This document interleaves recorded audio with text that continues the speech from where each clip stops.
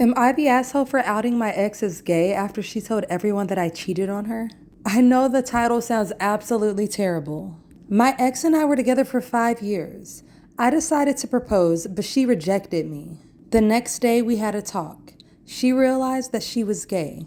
Her reasoning was she's been trying too hard to please herself from men, so we broke up. The very next day, I got bombarded with text messages. My friends asked if this was true, and they linked me to the post. It was a Facebook post. Who uses Facebook? Exposing me about cheating. She said that that's why we broke up.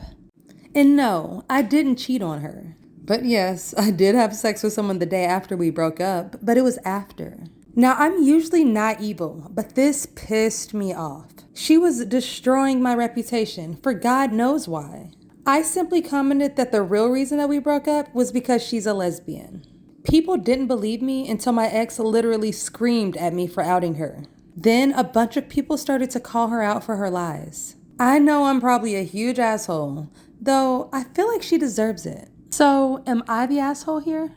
Okay, so outing someone is wrong, but I'm not gonna lie, I would not be letting someone ruin my reputation over this. So nope, he's not the asshole to me. Change my mind.